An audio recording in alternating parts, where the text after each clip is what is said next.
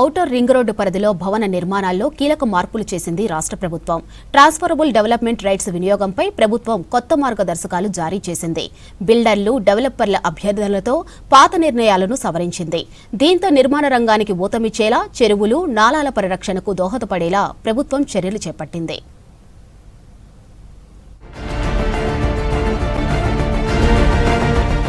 నగరంలో building rules ను సవరిస్తూ మున్సిపల్ అడ్మినిస్ట్రేషన్ శాఖ జీవో జారీ చేసింది. ముఖ్యంగా డీటీఆర్ వినియోగంపై పెద్ద మార్పులు తీసుకొచ్చింది.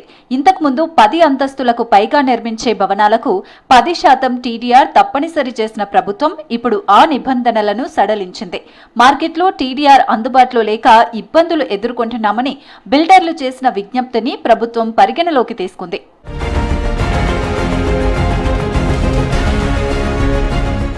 కొత్త మార్పుల ప్రకారం 10 నుంచి 20 అంతస్తుల మధ్య నిర్మించే భవనాలకు 3% టీడీఆర్ వినియోగించాలి. ఇక 21 అంతస్తులకు పైగా ఉన్న హై రైజ్ భవనాలకు 5% టీడీఆర్ సరిపోతుంది. ఈ సడలింపులతో నిర్మాణ రంగానికి ఊరట లభించనుందని తెలిపారు అధికారులు.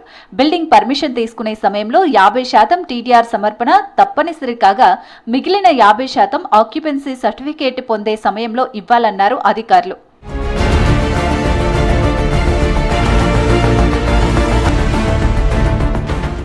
భవనాల ఎత్తు విషయంలో కూడా ప్రభుత్వం మార్గదర్శకాలు జారీ చేసింది. 21 మీటర్లకు పైగా ఉన్న భవనాలకు హై రైజ్ గా గుర్తిస్తామని తెలిపింది. 750 నుంచి 2000 చదరపు మీటర్ల ప్లాట్లలో టీడీఆర్ వినియోగంతో ఎత్తు పెంచుకునే అవకాశాన్ని కల్పించింది. ఇక నాన్ హై రైజ్ బిల్డింగ్లకు సెట్ బ్యాక్ నిబంధనల్లో సడలింపులు ఇవ్వగా హై రైజ్ భవనాలకు టీడీఆర్ ద్వారా 10% వరకు సెట్ బ్యాక్ రిలాక్సేషన్ కల్పించింది ప్రభుత్వం.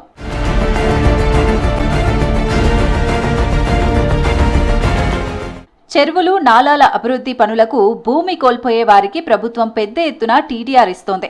ఎఫ్టీఎల్ పరిధిలో భూమి కోల్పోతే 200% టీడీఆర్, బఫర్ జోన్లో కోల్పోతే 300%, బఫర్ జోన్ బయట కోల్పోతే 400% టీడీఆర్ ఇస్తుంది. చెరువుల అభివృద్ధి, నాలాల విస్తరణ, రోడ్ల అభివృద్ధి కోసం తీసుకునే ప్రైవేటు భూములకు కూడా 400% టీడీఆర్ మంజూరు చేస్తామని తెలిపింది రాష్ట్ర ప్రభుత్వం.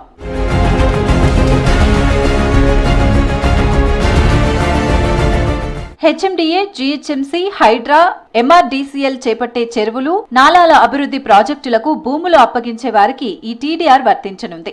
సరైన రెవెన్యూ పత్రాలు ఉన్నవారికి మాత్రమే ఈ ప్రయోజనం లభిస్తుందని తెలిపారు అధికారులు. టీడీఆర్ మార్కెట్ డిమాండ్ పెంచే దిశగా ప్రభుత్వం తీసుకున్న ఈ నిర్ణయం ఒకవైపు నిర్మాణ రంగానికి ఊతమివ్వగా మరోవైపు చెరువులు, నాలాల పరిరక్షణకు తోడ్పడనుంది. టీడీఆర్ విధానంలో చేసిన ఈ మార్పులు నిర్మాణ రంగానికి, బిల్డర్లకు ఉపశమనం లభిస్తోందంటున్నారు అధికారులు. భూమి కోల్పోయిన వారికి న్యాయం, పర్యావరణ పరిరక్షణకు తోడ్పాటు అందుతుందని భావిస్తోంది రాష్ట్ర ప్రభుత్వం.